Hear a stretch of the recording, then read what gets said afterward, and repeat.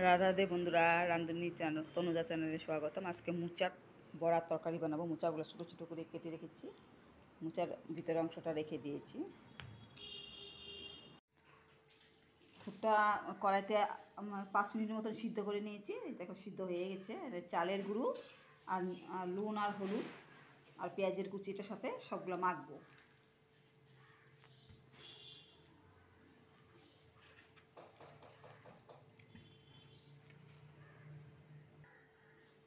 মাখা হয়ে গেছে। এই মুচাটা এখন ছোটো ছোটো করে বড়া বানাবো। কড়াইটা গরম হয়ে গেছে, তেল দিব।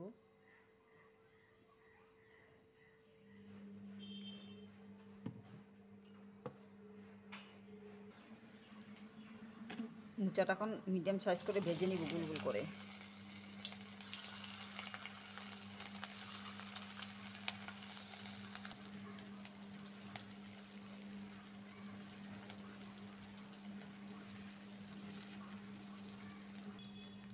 বড়াটা এখন উল্টাই দিব।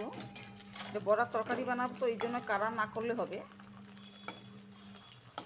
বেশি কাড়া করলে আবার মচমচ হয়ে যাবে, এই জন্য বেশি কাড়া করবো না।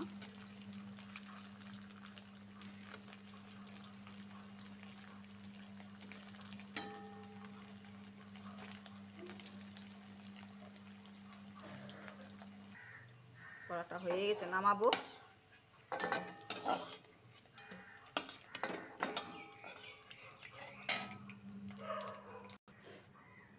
বড়া ভাজার তেলে 5 ফোড়ন সম্বাদ দিব,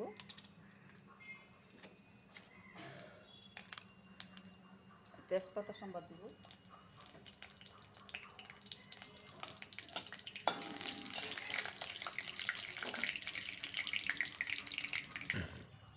আলুটা ঢেলে দিব। আলুটা হলুদ নখ আগে মেখে রেখেছি, আধা ঘন্টা আগে মেখে রেখেছি। যাদের সুগার তারা এইভাবে আলুটা হলুদ নখ মেখে আধা ঘন্টা রেখে দিলে এটার কষ্টটা বেরিয়ে ফেলে দিলে খেতে পারে। খুব বেশি খেতে না পারলেও অল্প স্বল্পতে খেতে পারে। এই জন্য আলু ভাজার আগে আধা ঘন্টা আগে নিমখ হলুদ মেখে রেখে দিবে, তারপর ভাজা করবে। তবে কিছু খারাপ করবে না শরীরের জন্য। আলুটা ভালো করে ভেজে নিব। নুন হলুদ দিয়ে দিব। আগে নুন হলুদ মাখা ছিল বলে একটু কম করে দিয়েছি, পরিমাণ মতন হলুদ দিয়ে দিব।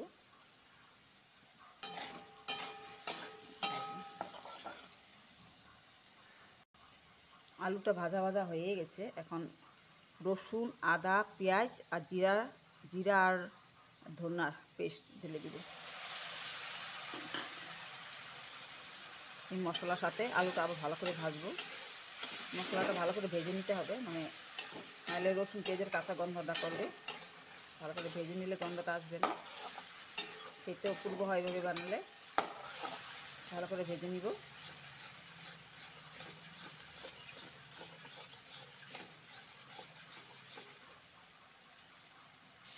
মশলাটা ভাজা হয়ে গেছে।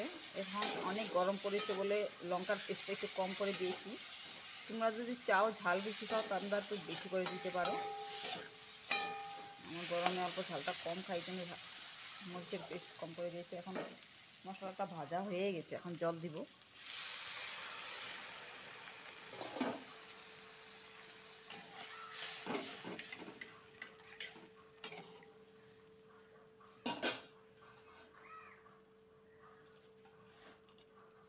2 মিনিট মতন ঢেকে দিব। আলুটা সিদ্ধ হওয়ার জন্য 2 মিনিট মতন ঢেকে দিব।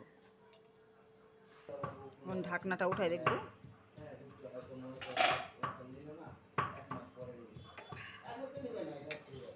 আলুটা সিদ্ধ হয়েছে নি দেখব। আলু সিদ্ধ হয়ে গেছে। এখন মুচার বড়াটা ঢেলে দিব।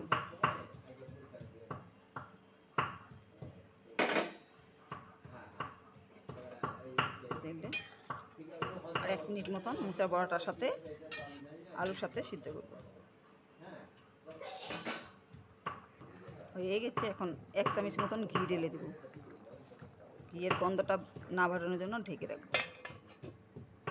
হয়ে গেছে, নামাবো, দেখব। এখন হয়ে গেছে। একটু ঝুলঝুল রাখবো, বড়াটার থেকে টেনে যাবে ঝুলটা।